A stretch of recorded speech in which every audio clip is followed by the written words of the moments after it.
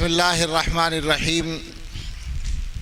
الحمد لله نحمده ونستعينه ونستغفره ونؤمن به ونتوكل عليه ونعوذ بالله من شرور أنفسنا ومن سيئات أعمالنا.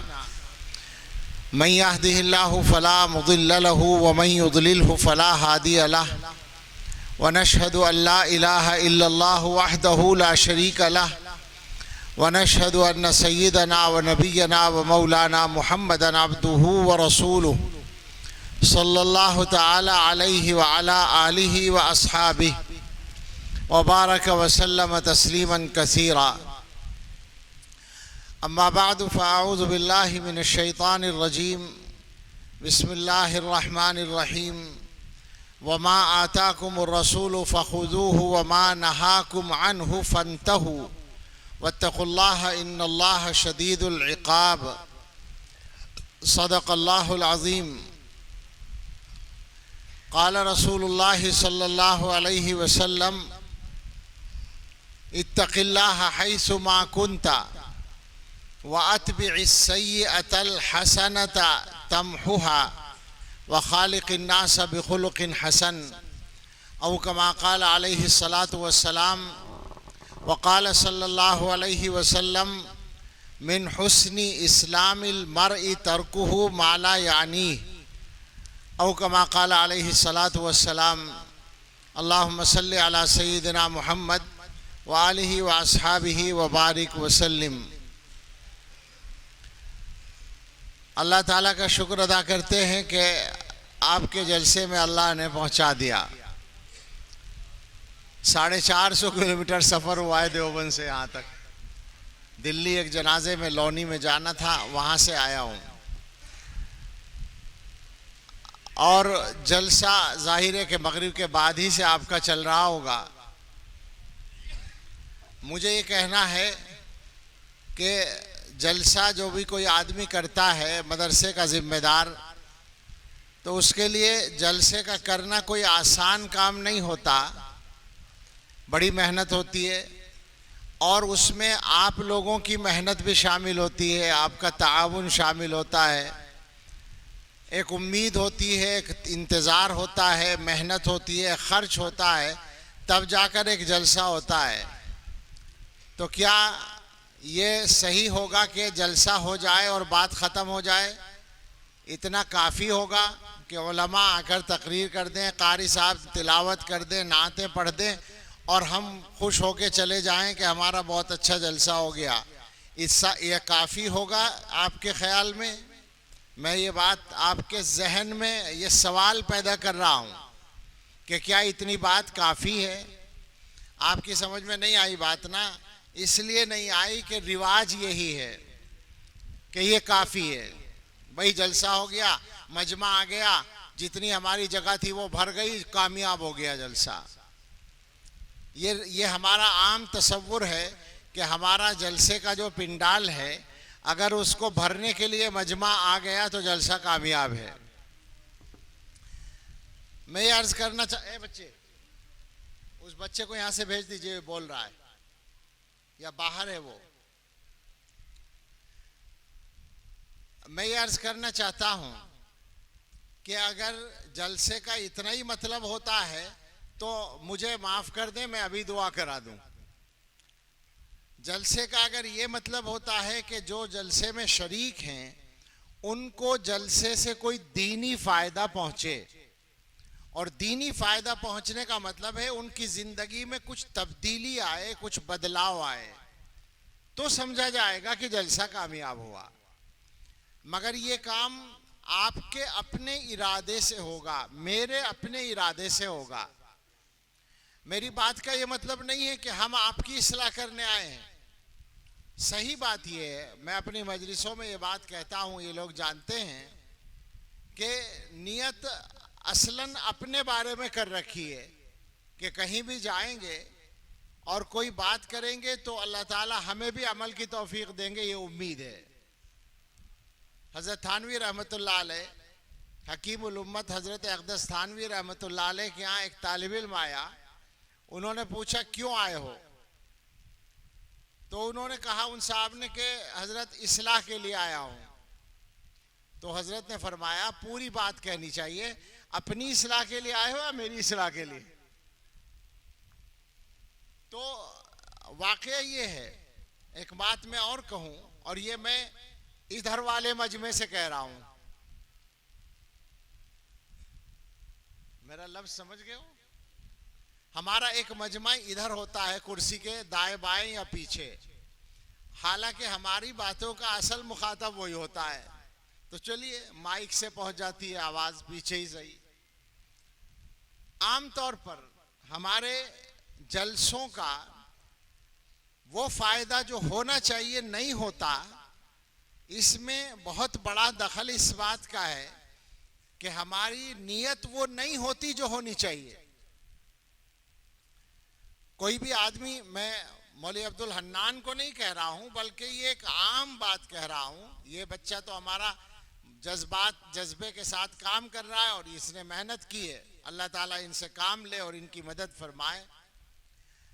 عام طور پر یہ ہوتا ہے, ہمیں دعوت بھی جب دیتے ہیں نا لوگ کسی خاص پروگرام کے لیے کہ حضرت معاشرے میں ایسا ہو رہا ہے, ایسا ہو رہا ہے, ایسا ہو رہا, ہم چاہتے ہیں کہ اس مسئلے میں بہت زیادہ توجہ کیا جائے, لوگوں کو متوجہ کیا جائے. اس کا مطلب رکھا ہے, یہ مان رکھا ہے کہ ہمیں تو اصلاح کی ضرورت, ہم تو ٹھیک ہیں, ہمیں اصلاح کی ضرورت نہیں ہے. یہ جو مجمع آئے گا سامنے بیٹھنے والا, اس کی ضرورت ہے اصلاح کی. آپ سن رہے ہیں نا میری بات؟ یہ نیت صحیح نہیں ہے.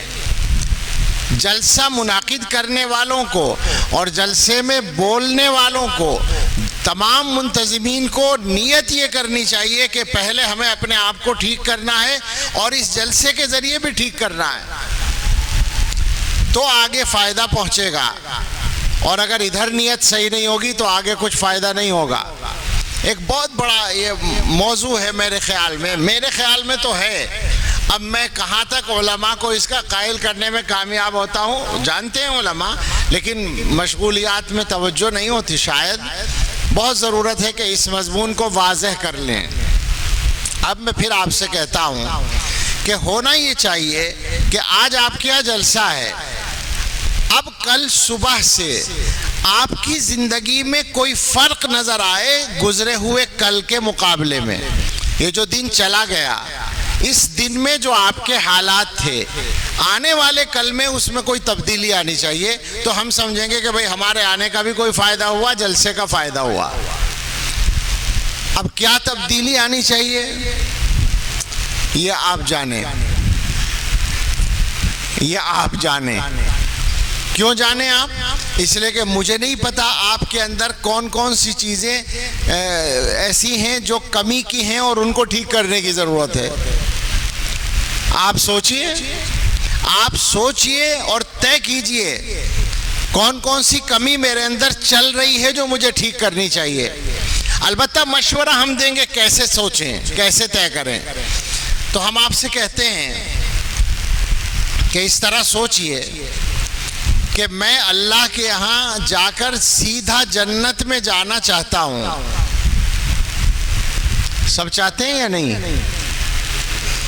کیا خیال ہے؟ کوئی ایسا آدمی تو نہیں جس کا کچھ اور پروگرام ہو؟ میں نے لطیفہ سنا ہے مرزا غالب کا, کہ مرزا غالب کی جو بیوی تھی وہ بہت نمازی تھی. غالب صاحب تو آزاد تھے ہی, تو جب بھی آتے تھے وہ نماز پڑھتی ہوئی ملتی تھی. تو ایک دن آئے اور کہنے لگے چلی جائیے تو شاہ عبدالعزیز کے ساتھ جنت میں, ہم تو دوزخ میں جاویں گے. بڑے بڑے لوگ وہاں آئیں گے, کہیں فرعون کی سواری آ رہی, کہیں حامان کی سواری آ رہی, کہیں شداد کی سواری آ رہی, بڑے بڑے لوگ آئیں گے وہاں. تو چلی جائیے شاہ عبدالعزیز کے ساتھ جنت میں. تو کسی کا خدا نخواستہ مرزا غالب والا پروگرام تو نہیں ہوگا, مجھے امید ہے. انشاءاللہ سب یہی چاہتے ہوں گے کہ جنت میں جانا ہے, اور ہمیں حکم ہے یہ مانگنے کا.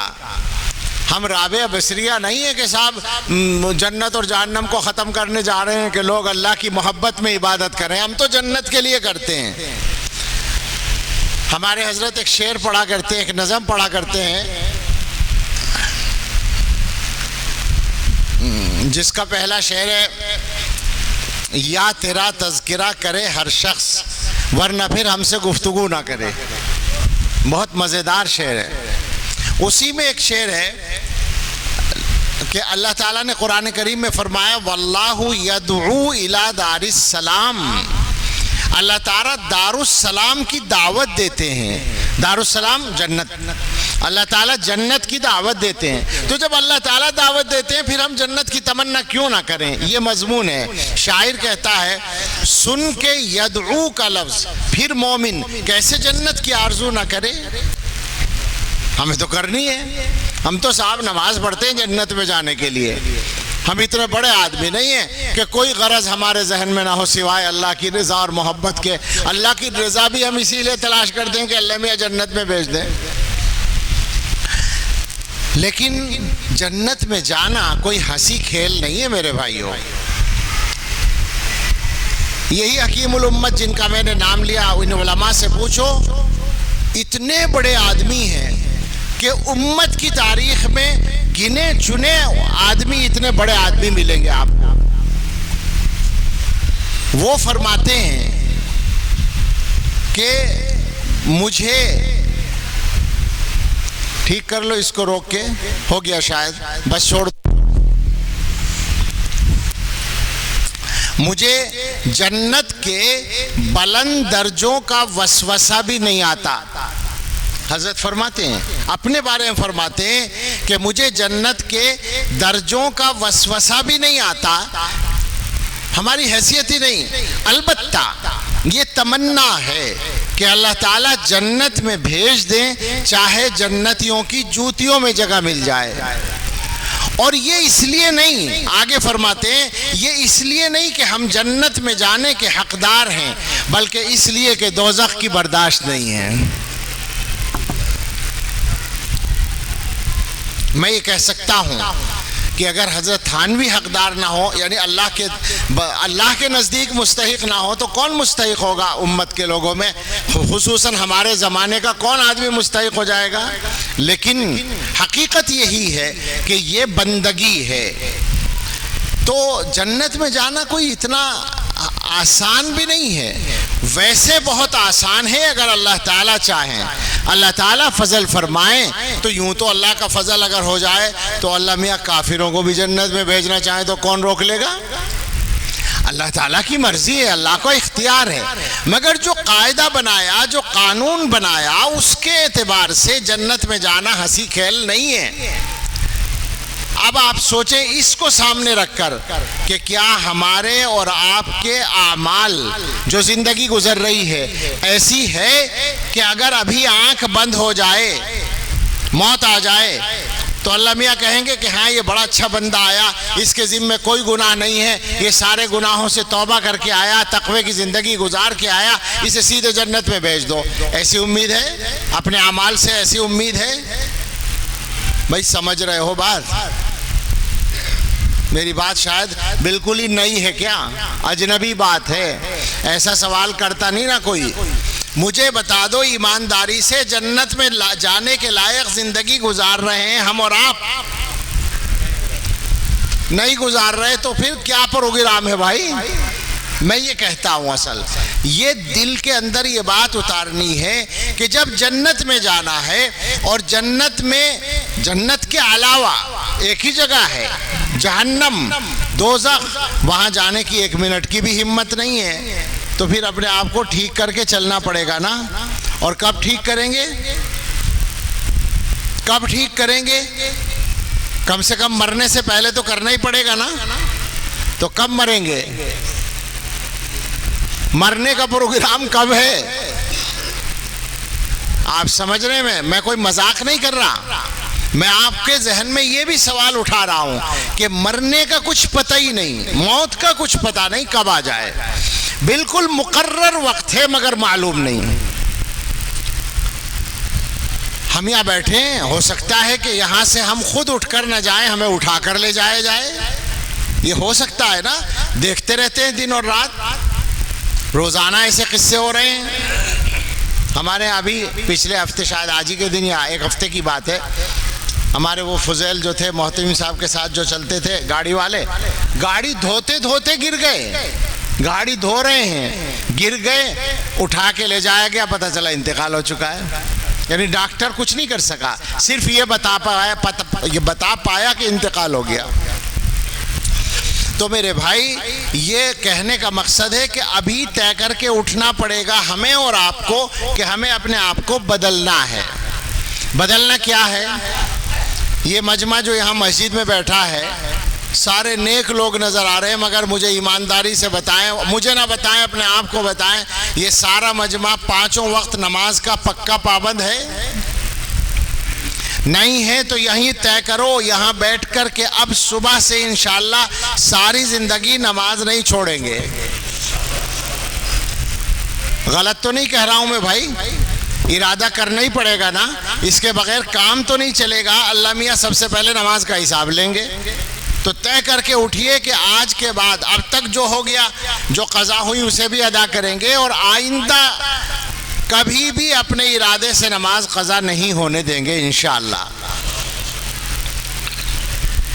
ایک اور بات کا طے کر لیں، قیامت میں جب سب لوگ کھڑے ہوں گے تو وہاں اللہ کے رسول صلی اللہ علیہ وسلم بھی ہوں گے.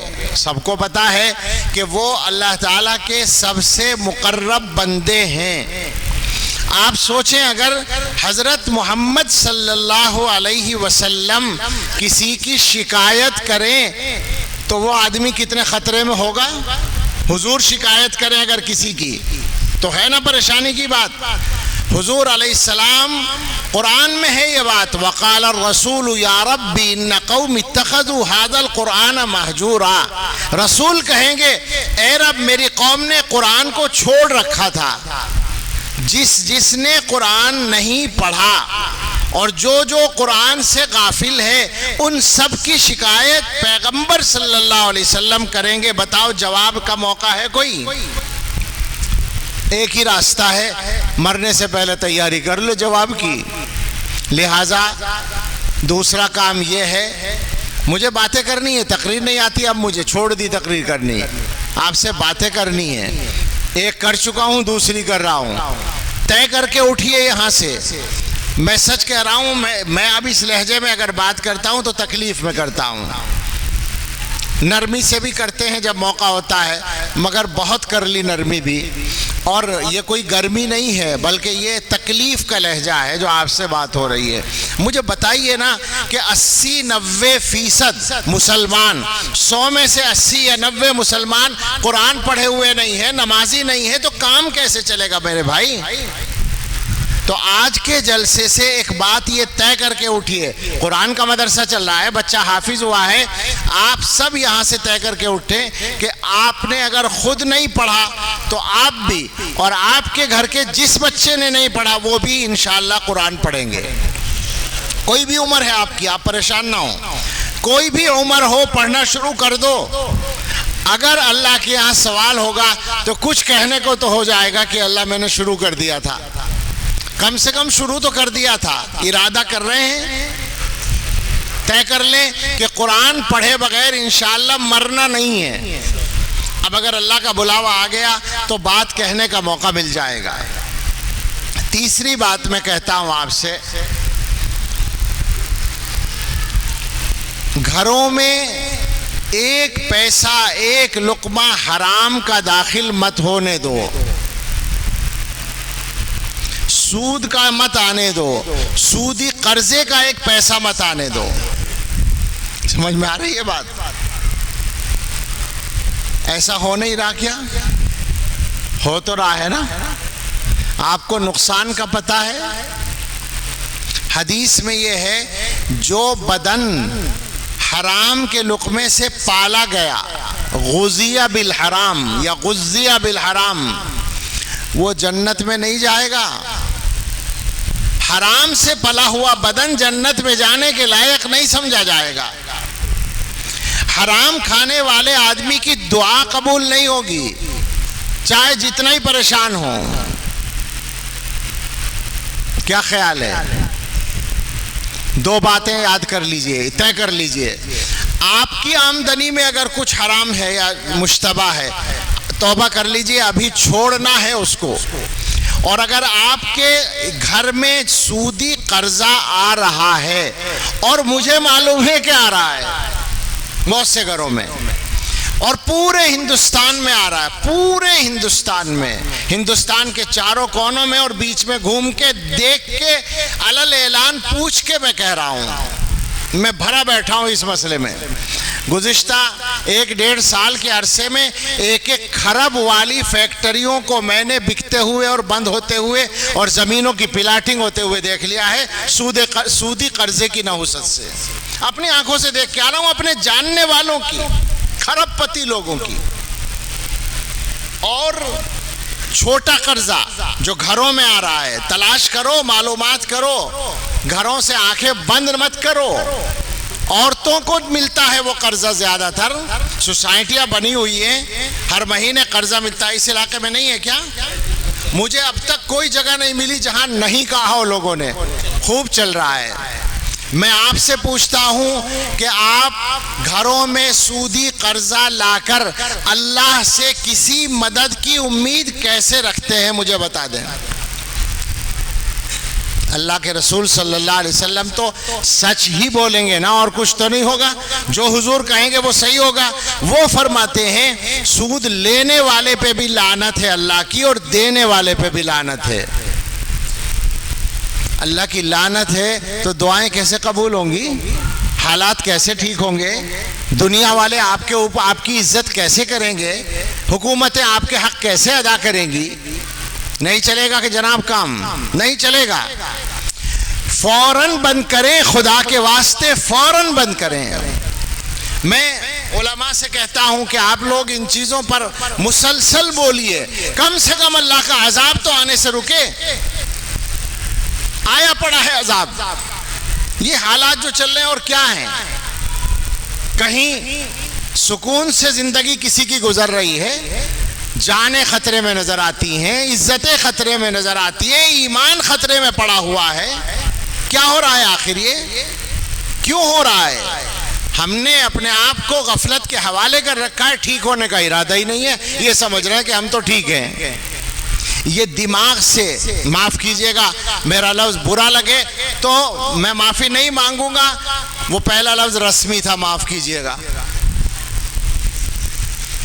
رسم ہے مولویوں کی کہ بول دیتے ہیں معاف کیجئے، پانی ہے کیا؟ میں معافی نہیں مانگوں گا۔ اگر برا لگے تو بہت اچھی بات ہے، کچھ تو تکلیف ہوگی، کچھ احساس پیدا ہوگا۔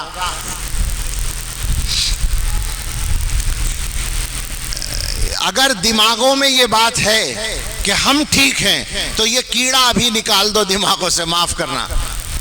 میرے گھر کا، میں تو بجنور میں بیٹھا ہوں تو میں تو سارے بجنور کو گھر سمجھ، اب تو سارے ہندوستانی کو گھر سمجھ کے بات کرتا ہوں، کیا کروں؟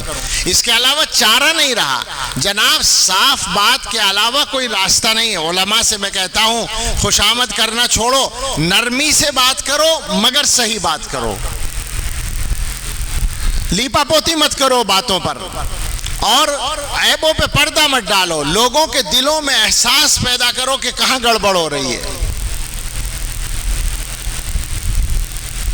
میں جو بات کر رہا ہوں، یہ اتنا بڑا مجمع بیٹھا ہے، ایک گڑبڑ بتاؤں؟ ہر آدمی یہ سوچ رہا ہے کہ مولوی صاحب بات صحیح کر رہے ہیں، اس مجمع کے اندر یہ باتیں پائی جاتی ہیں، میرے اندر نہیں۔ ہر آدمی یہ سوچ رہا ہے کہ یہ جتنے نالائق بیٹھے ہیں ان سب پر یہ بات صحیح ہے، میں ٹھیک ہوں، تو کوئی ٹھیک نہیں۔ اس کا مطلب ہر آدمی یہ سمجھے کہ مجھے کہا جا رہا ہے، جہاں جہاں کمزوری ہے وہاں اس کو ٹھیک کرے۔ مسئلہ کیا؟ بھائی مجھے جنت میں جانا ہے نا، ان کو ٹھیک کرنے کی فکر ہے، اپنی فکر نہیں۔ اس کا مطلب ہے کہ انہیں جنت میں بھیجنا، اپنے آپ کو نہیں بھیجنا، خود نہیں جانا۔ سوچو ذرا کیا کس طرح الٹی زندگی ہم گزار رہے ہیں۔ ہر ایک کو دوسروں کی فکر ہے، دوسروں کے عیبوں پہ نظر ہے، اپنے عیبوں کی فکر ہی نہیں ہے۔ تو جنت میں کون جائے گا؟ جس کے عیب ٹھیک ہو جائیں گے وہ جائے گا۔ بڑا مسئلہ ہے۔ تو میں کہہ رہا تھا کہ خدا کے واسطے گھر سے سودی قرضے کا سلسلہ مکمل بند کیجئے۔ آج آپ کل صبح اپنے اپنے گھروں میں معلوم کریں گھر والوں سے کہ اگر ہم سے چھپ کر تم نے کوئی قرضہ لیا ہو تو ہمیں بتاؤ، کام کیسے چلے گا؟ دو باتیں کرنی ہوں گی. گھر والوں کو سمجھاؤ کہ بھائی ہماری جتنی آمدنی ہے اس میں خرچہ چلانے کی کوشش کرو، اور اگر ضروری خرچے پورے نہیں ہو رہے ہیں تو آپ اپنی آمدنی بڑھانے کے لیے محنت کرو. وقت ضائع کرنا چھوڑو. 99% مسلمان آج کل وقت خراب کرتے ہیں، روزانہ کئی گھنٹے خراب کرتے ہیں. میں یہ بات آج کل کہتا ہوں کہ جہاں بھی جاؤ نوجوانوں کا مسئلہ خاص طور سے روزگار کا ہے، روزگار نہیں ہے. بالکل صحیح ہے، ہمیں ساری بات معلوم ہے، حکومتوں کی ناانصافیاں بھی معلوم ہیں، جو رکاوٹیں ڈالی گئی ہیں وہ بھی معلوم ہیں، مگر ایک سوال ہے کہ کیا کسی حکومت نے محنت کرنے پہ بھی پابندی لگا دی ہے کیا؟ وہ بچے، وہ جوان جو روزانہ روزگار کی شکایت کرتے ہیں، وہ رات کو 2 بجے تک ہوٹلوں میں اور چوپالوں میں بیٹھ کر اور صبح کو 12 بجے تک سوتے ہیں، کیسے برکت ہوگی اور کیسے روزگار آئے گا؟ سب وقت ضائع کرتے ہیں. تو خدا کے واسطے پیسہ کمائیے، حلال کمائیے، زیادہ سے زیادہ کمائیے، تاکہ آپ کے گھر میں مشتبہ اور حرام مال نہ آئے. توبہ کر لیں اس سے. اور گستاخی کر لوں تھوڑی سی. نشہ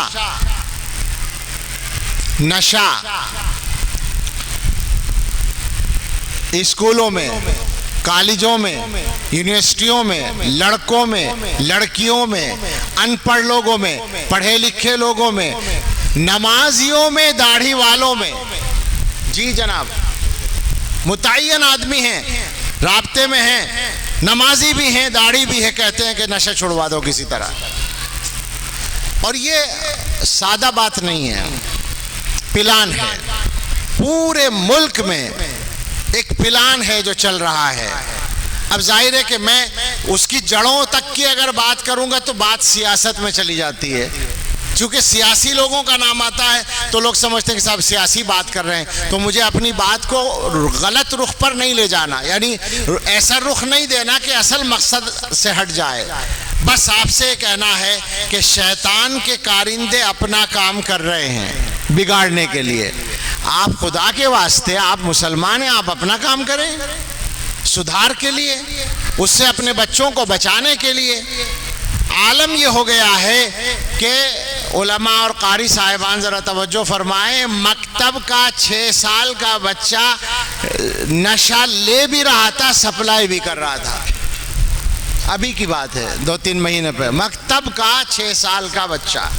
آپ ظلم کی انتہا دیکھیں کہ ظالموں نے کتنے چھوٹے بچے کو استعمال کر لیا، اور یہ عام ہو رہا ہے، یہ بھی عام ہو رہا ہے. تو خدا کے واسطے بچائیے، نگرانی کیجئے اپنے بچوں کی. اپنے بچوں کو، اکثر ماں باپ کا حالم یہ ہے کہ اپنے بچوں کو دودھ کا دھلا سمجھتے ہیں، اور جب بچہ بالکل بگڑ جاتا ہے پھر کہتے ہیں کہ دعا کر دو، بچہ بگڑ گیا، کہنا نہیں مانتا.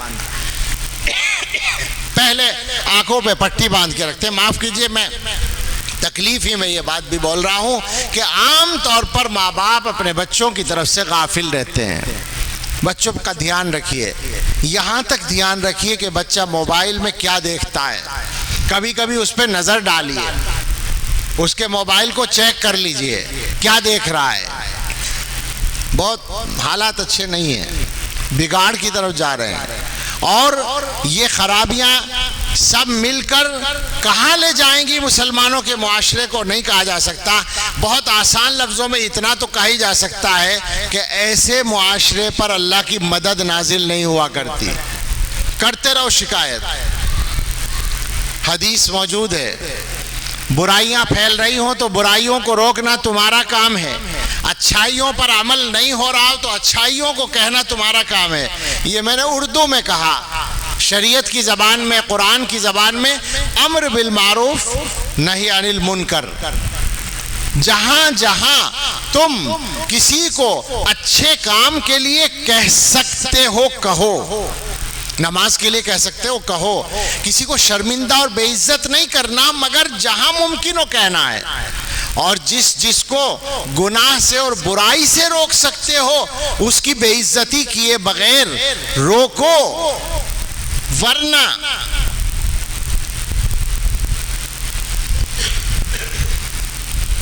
حدیث ہے، 2 حدیثیں ہیں، یاد رکھیں ہمیشہ، مشہور ہے، کوئی نئی بات نہیں، حدیث ہے، والذی نفسی بیدہ لتأمرن بالمعروف وَلَتَنْهَوُنَّ عَنِ الْمُنْكَرِ أَوْ لَيُوشِكَنَّ اللَّهُ أَنْ يَبْعَثَ عَلَيْكُمْ عِقَابًا مِّنْ عِنْدِهِ ثُمَّ لَتَدْعُنَّهُ فَلَا يَسْتَجِيبُ لَكُمْ۔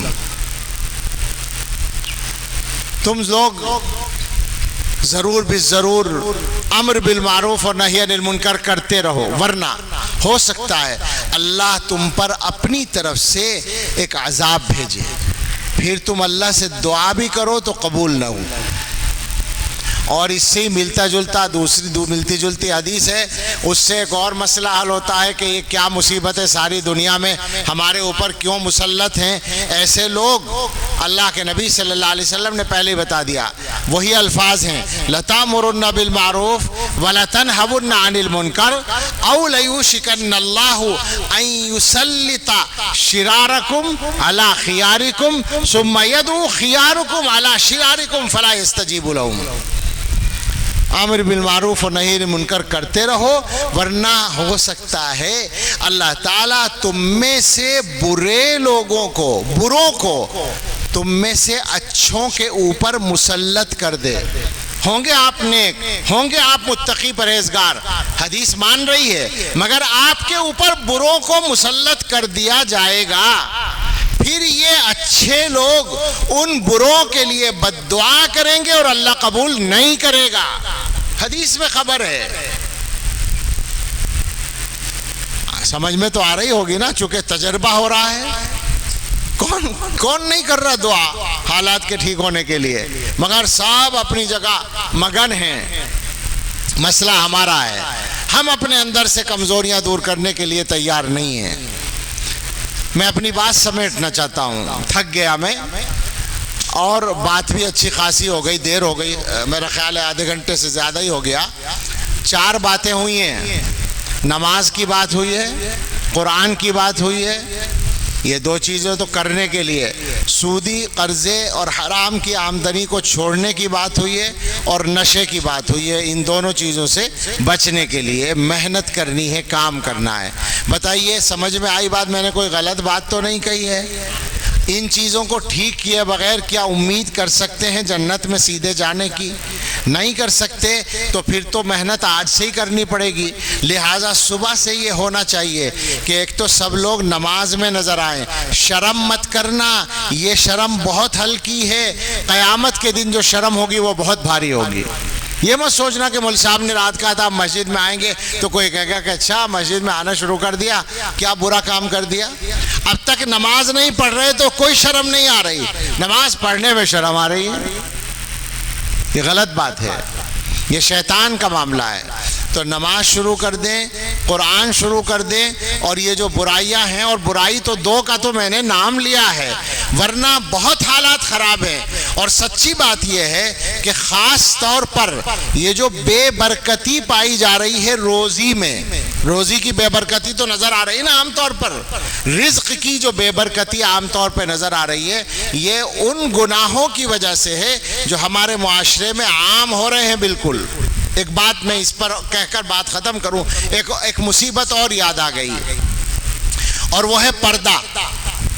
پردے کا معاملہ یہ ہے کہ شرعی پردہ تو میں ہندوستان بھر میں جاتا ہوں، میں نے چند گھروں میں دیکھا ہے، 2-3 گھر ہوں گے، 3-4 گھر ہوں گے بس، جہاں میری معلومات کے مطابق، میں یہ نہیں کہہ رہا کہ 3 ہی 4 گھروں میں ہے پورے ملک میں نے جو دیکھا ہے، اور میں نے ہزاروں گھر دیکھے ہیں، تو 3-4 گھروں میں شرعی پردہ دیکھا ہے۔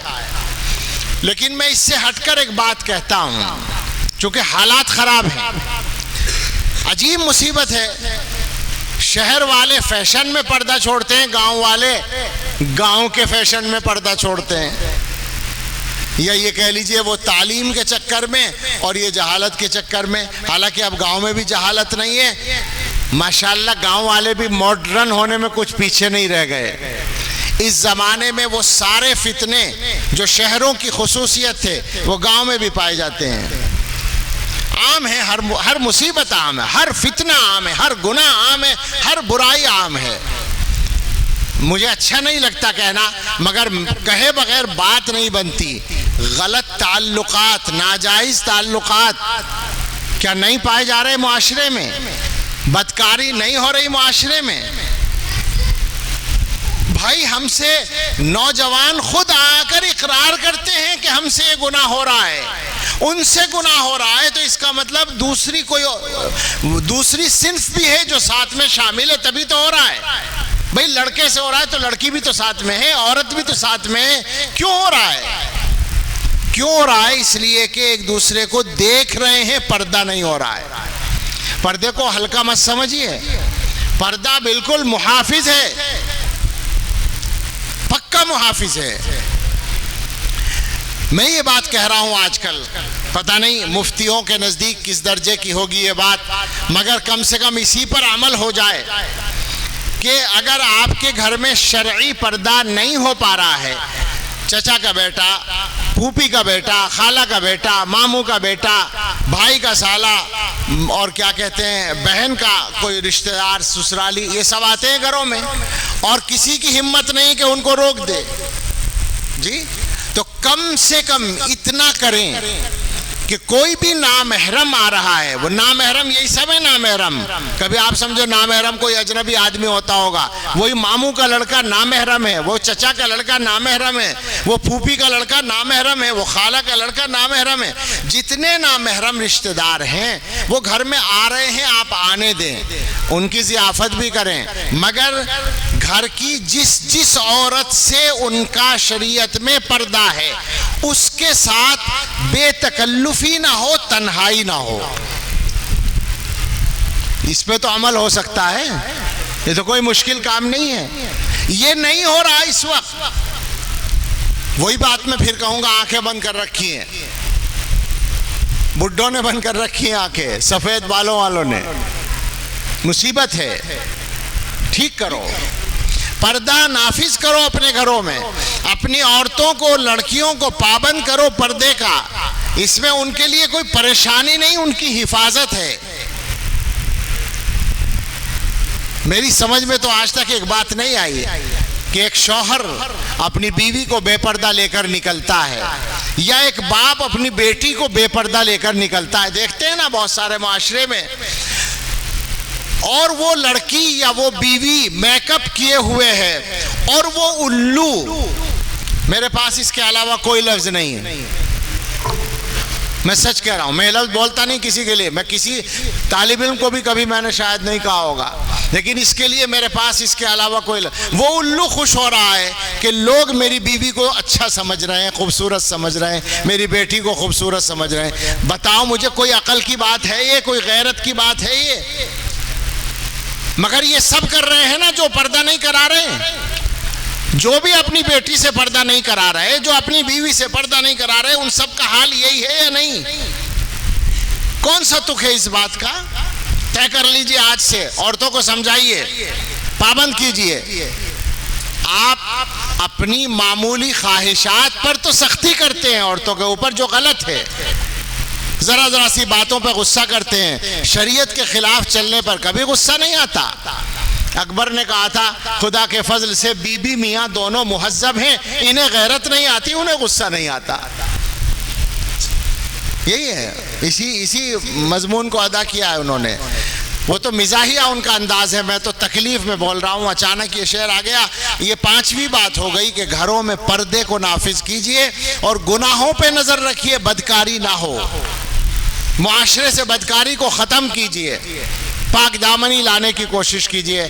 اللہ تعالیٰ مجھے اور آپ کو سب کو توفیق دے، ہم اپنے گناہوں کو چھوڑیں اور اپنے ماحول کو صحیح کریں. اللہ اس جلسے کو ہماری زندگیوں میں تبدیلی کا ذریعہ بنا دے. اللہ اس مدرسے کو ترقی عطا فرمائے جو یہاں چلا رہے ہیں، اور جو بھی دین کے کام ہو رہے ہیں اللہ تعالیٰ ان سب میں برکت اور ترقی عطا فرمائے. آمین. وآخر دعوانا ان الحمدللہ رب العالمین.